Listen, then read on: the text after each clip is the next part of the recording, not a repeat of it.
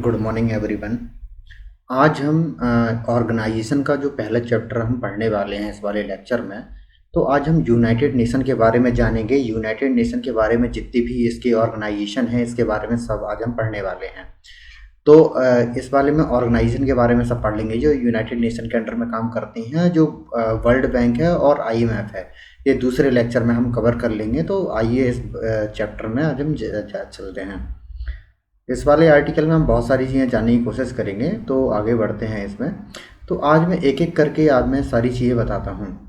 तो क्या होता है कि सबसे पहले क्या हुआ कि आपने देखा होगा कि पढ़ा होगा हमेशा कि 1914 से लेके 1918 तक जब फर्स्ट वर्ल्ड वॉर जब चला था, तो उसके बाद क्या हुआ कि जो जर्मनी है, जर्मनी के ऊपर इतने सारे प्रतिबंध लगा दिए गए कि जर्मनी एकदम फंस गया। एकदम इटली तो उनके पक्ष में हो गया था बाद में यूएसए तरफ, तो इटली बच गया। लेकिन जो बाकी सारे जो प्रतिबंध थे वो जर्मनी के ऊपर थोप दिए गए।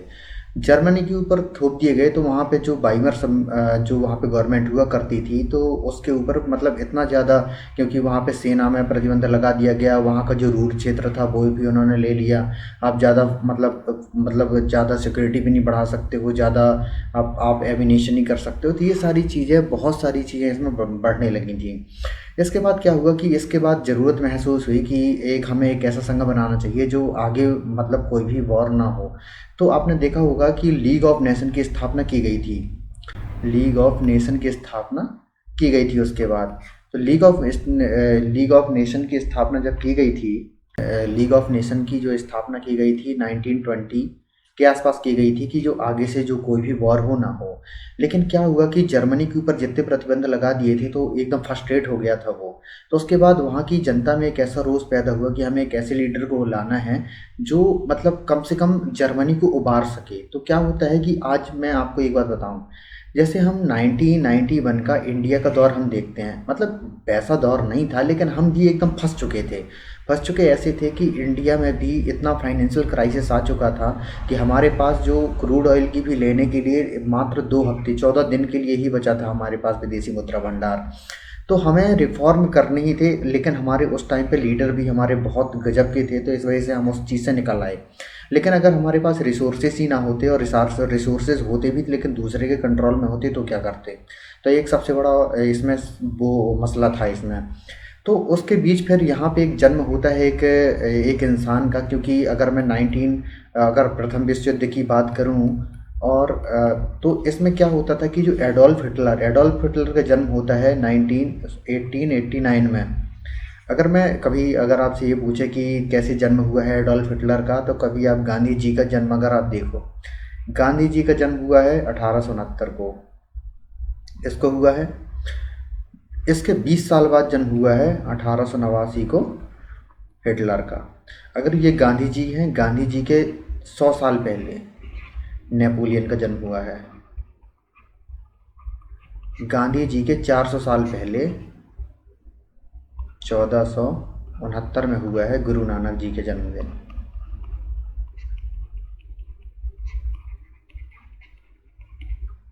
गुरु नानक जी का जन्मदिन होता है। तो हम ये समझते हैं कि एक ऐसा लड़का जो फर्स्ट वर्ल्ड वॉर में जो एक मतलब ऐसा मैसेंजर का काम करता था, अगर किसी की चिट्ठी एक कर्नल से दूसरे कर्नल तक पहुंचानी है तो ये करता था। तो उसके बाद क्या होता है कि वहाँ की राजनीति में एक बदलाव हुआ। इन्होंने ये बोला कि हम जो गुलामी की ये जंजीरें हैं मैं तोड़ूंगा इसको लेके। तो आपने देखा होगा नाजी सेना, जो यहाँ के नाजी है, इसका जो मुख्य लीडर के तौर पे उभरा था वो ये उभरा था। अगर मैं बताऊं तो जे 1930 के बाद जो चुनाव हुआ था राष्ट्रपति के, मतलब यहाँ पे तो चांसलर होता है जर्मनी में, तो चांसलर के तौर पे 1933 में ये आया था। जब इसने सत्ता संभाली तो इसने क्या हुआ, सबसे पहले तो इसने क्या होता कि मतलब सामान को जो इम्पोर्ट है, इम्पोर्ट एकदम बंद कर दिया, एक्सपोर्ट में ज़्यादा फोकस करिए किया और अपनी आर्मी को बढ़ाना शुरू कर दिया। उस समय क्या होता कि दुनिया में दो ही चौधरी हुआ करते थे, एक था फ्रांस और एक था यूके। लेकिन क्या था कि उस समय जो अमेरिका है, अमेरिका की भी पावर जो है बढ़ने लगी थी। तो उसके बाद हुआ, लेकिन जब जैसे ही इसकी बहुत ज़्यादा मतलब अब क्या होता था कि अगर कोई इसको बोलता था तो वो उल्टा युद्ध करने लगता था। जो एडोल्फ हिटलर की मैं बात करूँ, बहुत मतलब ऐसे ही देश की भी पोजीशन थी इसके, ये पूरा जिम्मेदार तो नहीं है, लेकिन देश की ऐसी पोजीशन थी इसकी थी कि ऐसे इसको करना ही पड़ा अगर देश को आगे चलना ही था। तो उसके बाद क्या होगा कि 1939 से लेके 1 सितंबर 1939 से लेके 2 सितंबर 1945 तक क्या होता है कि वर्ल्ड वॉर सेकेंड होता है। इसका जो अगर मैं टाइम पीरियड देखूं तो 6 साल और 1 दिन इसका जो टोटल टाइम होता है। तो ये चला, ये जो टाइम था 6 साल में, मतलब पूरा यूरोप ख़त्म हो गया पूरा। अगर मैं देखिए, अब मैं इसमें बताता हूँ, इसमें मैप के सहारे अगर मैं बताऊँ तो देखिए, अब ये है पूरा यूरोप पूरा डिस्ट्रॉय हो गया। पूरा अमेरिका का बहुत थोड़ा सा नुकसान हुआ, लेकिन जो ये वाला क्षेत्र है यूरोप और ये पूरा जो क्षेत्र है रसिया का पूरा क्षेत्र, और ये सारा जो मंचूरिया है, जापान ने ये सब जगह पे कब्जा कर लिया, ये यहाँ पूरा कब्जा कर लिया जापान ने। जापान की सेना हमारे अंडमान निकोबार द्वीप समूह तक आ गई थी। तो क्या होता है कि इसमें हमें ये देखने को मिलता है इस वाले उसमें कि लगभग पूरी जो दुनिया है वो लगभग एकदम डिस्ट्रॉय हो गई थी। तो दुनिया को ऐसा लग रहा था कि हम दुनिया को खड़ा कैसा करें। अगर दुनिया को जब खड़े करने की बात आई तो फिर दुनिया को ये महसूस हुआ, क्योंकि देखिए क्या होता है कि 1945 से पहले दुनिया में दो ही चौधरी हुआ करते थे, एक था फ्रांस और एक था यूके। जो सेकेंड वर्ल्ड वॉर में है ये दोनों हो गए ख़त्म, और सबसे ज़्यादा पावरफुल बन के कौन उभरा, वो बना यूएसए। जब यूएसए उभरा तो यूएसए के उस समय के जो राष्ट्रपति थे वो थे उस समय पे Franklin Roosevelt. Franklin Roosevelt Franklin Roosevelt उस समय यूएसए के जो प्रेसिडेंट हुआ करते थे। तो फ्रैंकलिन रूजवेल्ट ने ये सलाह दी कि क्यों ना हम एक ऐसा ऑर्गेनाइजेशन की स्थापना करें जिससे मतलब क्या होता है कि अभी जो मतलब 20 साल के 1918 में पहला विश्व युद्ध खत्म हो गया और 1939 में सेकेंड, लगभग 20 साल के गैप में आपने मतलब दो दो बड़े युद्ध हमने कर लिए। तो इसको रोकने के लिए हमें एक ऐसी ऑर्गेनाइजेशन की ज़रूरत है, ऐसी ऑर्गेनाइजेशन हमें बनानी चाहिए या मतलब कि जो आने वाले युद्धों को रोक सके। तो इसको लेके इसकी ज़रूरत महसूस होने लगी थी। तो इसमें हुआ ये कि अब मतलब सभी का ये मानना भी था कि हाँ ये ऐसा नहीं होना चाहिए। तो इसके बाद क्या हुआ कि मतलब फॉर्मर प्रेसिडेंट फ्रैंकलिन रूजवेल्ट ने सजेस्ट किया था कि इससे ब्रेटन वुड कॉन्फ्रेंस भी कहते हैं। ये कॉन्फ्रेंस जो हुई थी 1944 में हुई थी, 1944 में इसकी कॉन्फ्रेंस की गई थी। तो इसमें क्या हुआ कि एक सुझाव दिया गया कि क्यों ना हम यूएनओ की स्थापना करें। जैसे पहले इसकी स्थापना की गई थी ना, ये लीग ऑफ नेशन की स्थापना की गई थी, सेम उसी तरीके से इन्होंने ये सोचा था कि क्यों ना हम यूनाइटेड नेशन की स्थापना करें। तो अब मैं बात करता हूँ, अब हम पूरा ऑर्गेनाइजेशन लेके यहाँ से चलेंगे। तो सबसे पहले हम नया पेज एक खोल लेते हैं, उसमें सारी चीज़ें मैं आपको बताता चलूँगा। अगर मैं देखिए सबसे पहले यूनाइटेड नेशन यूएनओ, इसको हम बोलते हैं United Nation organisation. United Nation organisation, United Nation organisation की स्थापना होती है। इसको संयुक्त राष्ट्र संघ भी हम बोलते हैं, संयुक्त राष्ट्र संघ, संयुक्त राष्ट्र संघ बोलते हैं। अगर मैं इसका इस्टेब्लिशमेंट की बात करूं तो इसका इस्टेब्लिशमेंट होता है 24 अक्टूबर 1945 को। देखिए इसलिए हम यूनाइटेड नेशन जो दिवस मनाते हैं 24 अक्टूबर को ही मनाते हैं हर साल, और इसका जो हेड क्वार्टर है वो है न्यूयॉर्क में।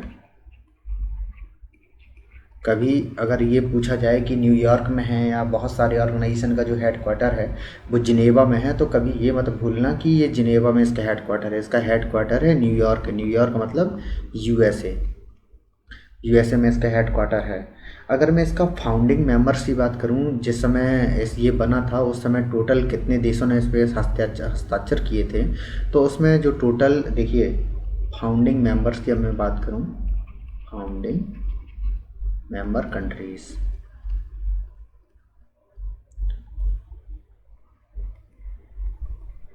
अगर मैं फाउंडिंग मेंबर कंट्रीज़ की बात करूं तो वो है 51, 51 थी। और नाउ इस समय कितनी है? इस समय है 193। और जो रिसेंटली 193 कौन सी है? South Sudan. South Sudan recently country है। साउथ सूडान कहाँ पड़ते हैं? अफ्रीका में। अफ्रीका में पड़ेगा। तो साउथ सूडान इसकी रिसेंटली कंट्री है। अगर मैं इसकी ये बात करूं कि अगर इसकी ऑफिशियल लैंग्वेज कौन कौन सी हैं, ऑफिशियल लैंग्वेज की हम बात करते हैं। ऑफिशियल लैंग्वेज, अगर मैं ऑफिशियल लैंग्वेज की बात करूं तो इसमें अरेबिक आता है। इसके बाद चाइनीज़, इसके बाद बात आएगा इंग्लिश, इसके बाद आएगा फ्रेंच, फ्रेंच के बाद आएगा रसियन, रसियन के बाद आएगा स्पेनिश। ये जो 6 लैंग्वेज हैं इसकी मतलब ऑफिशियल लैंग्वेज हैं। इसके हिंदी में भी, हिंदी की भी बात चल रही है, लेकिन हिंदी की जब आएगा तो इसके बारे में हम पढ़ेंगे, हिंदी के बारे में हम पढ़ेंगे, जानेंगे उसके बारे में। अब हम आगे की बात करते हैं, ये हो गया। अब इसके बाद हम बात करते हैं, जैसे ये हो गया तो इसके बाद क्या होता है कि जो अगर मैं यूनाइटेड नेशन के क्या होता है कि जनरल सेक्रेटरी की बात करूं, यूनाइटेड नेशन जनरल सेक्रेटरी,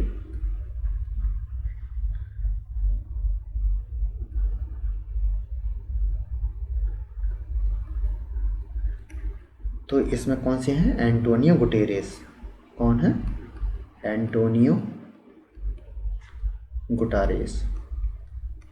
देखिए, मैं आपको उससे भी बता सकता था, लेकिन यूनाइटेड नेशन इतनी इम्पोर्टेंट ऑर्गेनाइजेशन हो जाती है कि इसको हम अगर लिख के जब तक हम याद नहीं करेंगे तब तक याद नहीं होगी। तो इसको लेके इसी वजह से मैं आपको लिख के बता रहा हूँ, एक एक चीज़ पॉइंट पॉइंट से लिख के, कि आपको मतलब बार बार याद ना करना पड़े एक ही ऑर्गेनाइजेशन को बार बार।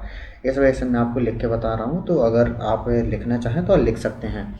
अगर मैं यूनाइटेड नेशन की बात करूँ तो इसके जो 5 इसके वो हैं, बॉडी हैं। 5 बॉडीज़ में हम क्या क्या पढ़ेंगे, तो देखिए सबसे पहले एक एक करके हम पढ़ते हैं। सबसे पहले है UNGA। इसको हम क्या बोलते हैं? United nation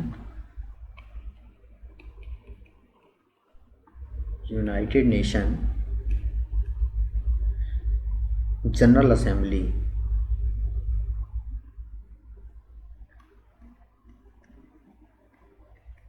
United nation general assembly इसको बोलते हैं। संयुक्त राष्ट्र महासभा भी इसको हिंदी में बोला जाता है। संयुक्त राष्ट्र महासभा इसको बोला जाएगा। अगर मैं इसकी हेडक्वार्टर की बात करूं तो हेडक्वार्टर इसका न्यूयॉर्क में मिलेगा, न्यूयॉर्क। और अगर मैं इसको मेंबर कंट्रीज़ की बात करूं तो जितनी यूनाइटेड नेशन की हैं सेम इतनी ही हैं इसमें भी। अगर मैं मेंबर कंट्रीज़ की बात करूं, मेंबर कंट्रीज़ यह है 193। अगर मैं इसका क्या होता है कि इसे इसे हम वर्ल्ड की पार्लियामेंट बोल सकते हैं। This is a world parliament इसको हम बोल सकते हैं, विश्व की संसद भी इसको बोल सकते हैं हम। This is a world parliament, इसको हम विश्व की संसद भी है, इसको हम बोलते हैं। अब हम चलते हैं दूसरे, इसका जो दूसरा पार्ट है, जो दूसरा इसके अंदर संस्था है वो है UNSC, United nation security council इसको हम बोलते हैं। United nation security council. United nation security council की अगर बात करूँ तो इसको हम ऐसे संयुक्त राष्ट्र सुरक्षा परिषद भी इसको बोला जाता है। संयुक्त राष्ट्र सुरक्षा परिषद, संयुक्त राष्ट्र सुरक्षा परिषद भी इसको हम बोल सकते हैं। संयुक्त राष्ट्र सुरक्षा परिषद इसको हम बोल सकते हैं। अगर मैं इसकी हेडक्वार्टर की बात करूं, हेडक्वार्टर है इसका भी हेडक्वार्टर आपका न्यूयॉर्क में मिलेगा। अगर मैं इसका टोटल मेंबर्स की, अगर मैं मेंबर कंट्रीज़ की बात करूं, मेंबर कंट्री इसमें होती हैं 15। ये कैसी हैं? इसमें जो 5 होती हैं वो होती हैं स्थाई, जिनके पास जीटो पावर होती है, और 10 होती हैं अस्थाई। 10 स्थाई का मतलब ये होता है कि इनका जो टेन्यूअर होता है वो हर 2 साल में चेंज होता रहता है। तो ये क्या है, रोटेशन वाइज ये आते रहते हैं। अगर मैं परमानेंट मेंबर्स की, जो 5 परमानेंट मेंबर हैं, तो अगर मैं इसकी बात करूं जिनके पास वीटो है, तो उसमें आपका आएगा सबसे पहले यूएसए, इसके बाद आएगा आपका रसिया, इसके बाद आएगा आपका रसिया हो गया, इसके बाद यूके आएगा, इसके बाद फ्रांस आएगा, इसके बाद चाइना आएगा। क्या होता है कि जब हम इसको देखते हैं तो इसमें बहुत ज़्यादा लूप्स हैं। देखिए, एक तो नॉर्थ अमेरिका का है, और ये देखिए रसिया है, रसिया, यूके और फ्रांस, ये तीनों आपकी यूरोप के मिलेंगे, यूरोप की कंट्रीज़ मिलेंगे। क्योंकि क्या है कि रसिया की लगभग 90% जो पॉपुलेशन है वो यूरोप में है, तो इसकी जो मैक्सिमम पॉपुलेशन है, तो यूनाइटेड नेशन में जो 3 वीटो पावर रखने वाले जो देश हैं उसमें जो 3 हैं वो यूरोप के हैं, और चाइना एकमात्र एशियन कंट्रीज़ है। तो इसमें सबसे ज़्यादा सवाल ये उठते हैं कि जो दुनिया की, जैसे अगर मैं बात करूँ तो इसमें किसका प्रतिनिधित्व नहीं है। अगर मैं साउथ अमेरिका की बात करूँ, साउथ अमेरिका का एक भी देश इसमें परमानेंट मेंबर नहीं है, अगर मैं वीटो पावर रखने वाली की बात करूं। अगर मैं अफ्रीका के देखूं तो अफ्रीका का कोई भी इसमें वो मतलब पार्टिसिपेट नहीं करने वाला है, अगर मैं वीटो पावर की बात करूं। और दुनिया की 1/5 मतलब पॉपुलेशन रखने वाला इंडिया का भी इसमें प्रतिनिधित्व नहीं है, तो इसको लेके बहुत बड़े प्रश्न चिन्ह लगे हुए हैं इसमें। तो ये हो गया इसमें। अगर मैंने आपको ये बता दिया कि इसमें कौन कौन से परमानेंट मेंबर हैं, तो ये है इसमें परमानेंट मेंबर हैं यूएसए, रसिया, यूके, फ्रांस और चाइना, इसके परमानेंट मेंबर हैं। और 10 परमानेंट मेंबर हैं, तो ये हर 2 साल में ये बदलते रहते हैं। अब हम बात करते हैं जो इसका जो तीसरा पार्ट इसका क्या है, उसके बारे में हम जानते हैं। तो तीसरे पार्ट के बारे में अगर मैं आपको बताऊं, तो इसके लिए नया पेज एक खोल ले रहे हैं। हाँ, जो इसका जो तीसरा पार्ट है, तीसरे पार्ट की बात करूं तो यूनाइटेड नेशन, इसको हम UNESC बोलते हैं, UNESC इसको हम बोलते हैं। तो इसको हम बोल सकते हैं यूनाइटेड नेशन इकोनॉमिक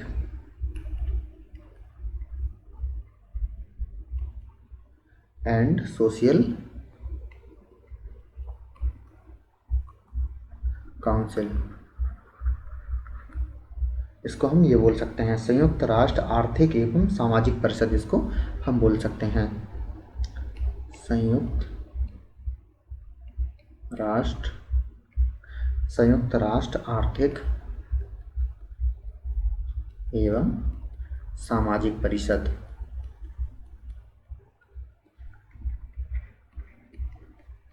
ये इसको हम बोल सकते हैं। अगर मैं इसकी हेडक्वार्टर की बात करूं, हेडक्वार्टर इसका मिलेगा न्यूयॉर्क में, हेडक्वार्टर इसका न्यूयॉर्क में मिलेगा। अगर मैं टोटल मेंबर्स कंट्रीज़ की बात करूं, टोटल मेंबर कंट्री,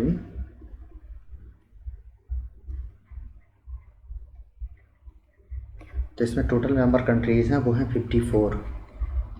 और अगर मैं इसको बात ये करूं कि ये इस्टेब्लिशमेंट कब किया गया था, इस्टेब्लिशमेंट ये इसका किया गया था 26 जून 1945 को, इस्टेब्लिश इसका किया गया था 26 जून 1945 को किया गया था। अगर मैं इसके प्रेसिडेंट की बात करूं, तो कॉलिन बेक्सिन केला पिले,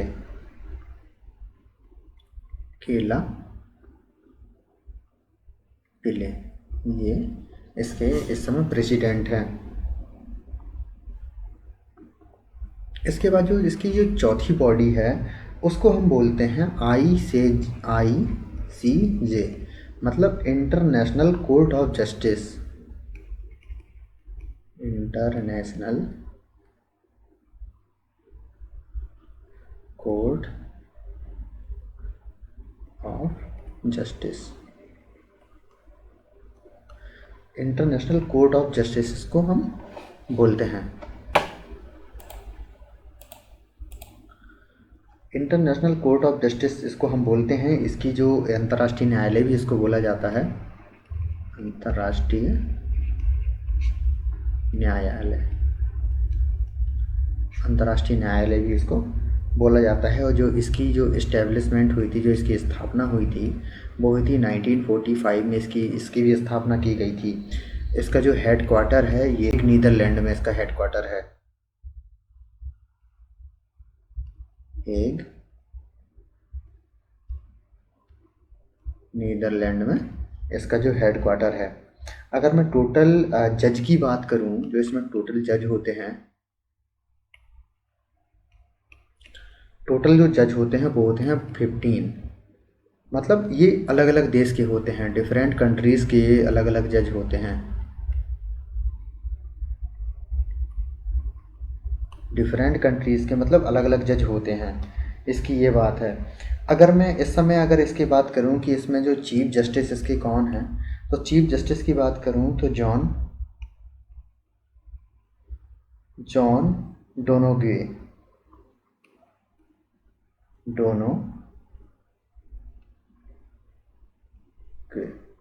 ये कहाँ के हैं? यूएसए के हैं। इस समय ये इसके चीफ जस्टिस हैं। अगर मैं ये बात करूं कि इंडिया की तरफ से कौन है, तो इंडिया की तरफ से मतलब ऐसा अगर जो टाइम पीरियड की अगर मैं बात करूं तो ये 9 साल के लिए इसमें चुने जाते हैं। अगर ये बात करूं कि जस्टिस अगर मैं इंडिया की बात करूं तो इंडिया की तरफ से कौन है इसमें, तो इसमें है justice Dalveer Bhandari. Justice Dalveer Bhandari India की तरफ से हैं। अगर मैं आगे की बात करूं तो इसका जो ये आपका अंतर्राष्ट्रीय न्यायालय ये चौथा आपका इसका संगठन हो गया है। अगर मैं इसकी पांचवी अगर मैं इसकी बॉडी की बात करूं तो पांचवी बॉडी इसकी है यूनाइटेड नेशन जनरल सेक्रेटरीट। तो इसको हम बोलते हैं UNGS, इसको हम बोलते हैं। तो UNGS है तो इसको हम बोलते हैं यूनाइटेड नेशन जनरल सेक्रेटरीट।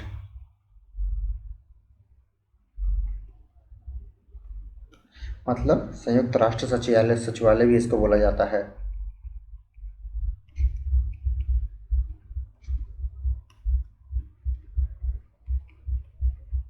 इसको सचिवालय बोला जाता है। अगर मैं इसकी हेडक्वार्टर की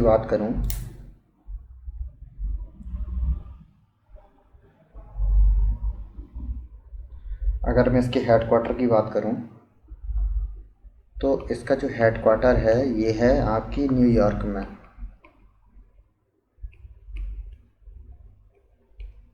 आपको इसका हेडक्वार्टर मिलेगा। इसको हम क्या बोलते हैं? It is the office of general secretary. मतलब जो जैसे एंटोनियो गुटेरेस है उनका जो मतलब ऑफिस है वो इसको होता है। तो इसको हम बोल सकते हैं it is a office of general secretary.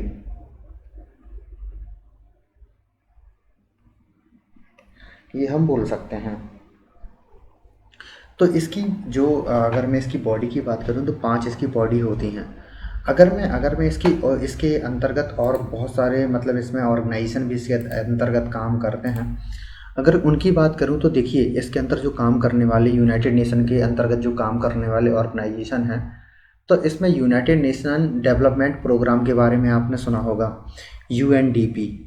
UNDP United Nation development programme की बात करूं तो जो इसका हेडक्वार्टर है वो है आपका न्यूयॉर्क में। अगर इसके हेड की बात करूं तो एचएम स्टीनर इसके जो हेड हैं, और इसका जो इस्टेब्लिशमेंट हुआ था 1965 में हुआ था। अगर मैं यूनिसेफ की बात करूं तो यूनिसेफ का जो नाम होता है यूनाइटेड नेशन चिल्ड्रंस फंड की अगर मैं बात करूं तो इसका जो हेडक्वार्टर है वो भी न्यूयॉर्क में है आपका, यूनाइटेड नेशन मतलब यूनाइटेड स्टेट में है।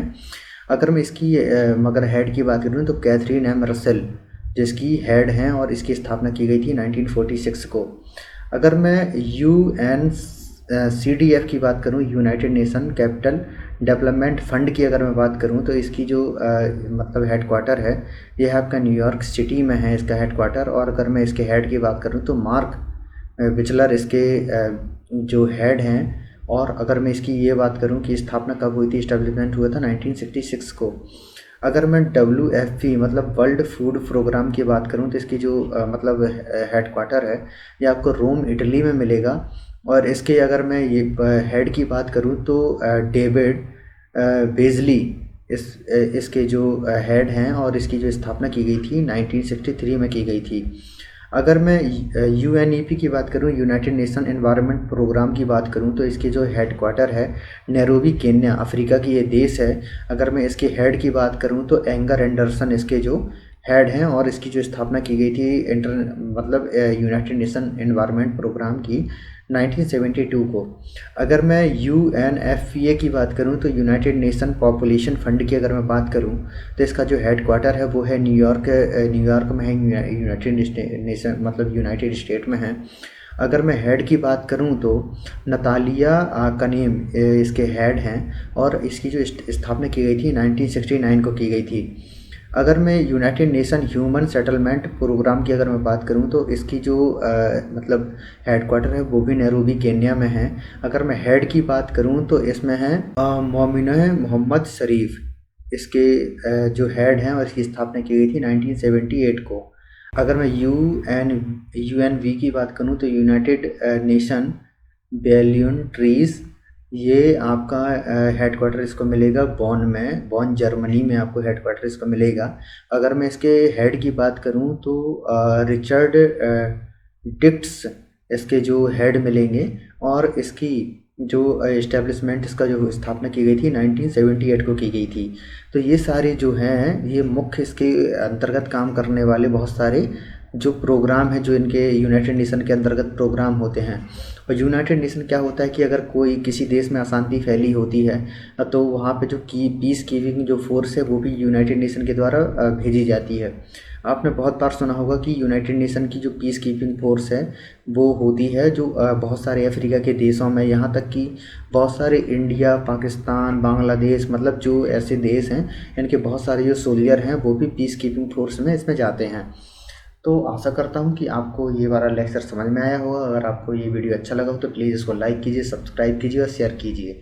और मैं ऑर्गेनाइजेशन वाले इस वाले जो सीरीज़ है इसमें सारे ऑर्गेनाइजेशन में सबसे पहले कवर करवाने वाला हूँ। तो आशा करता हूँ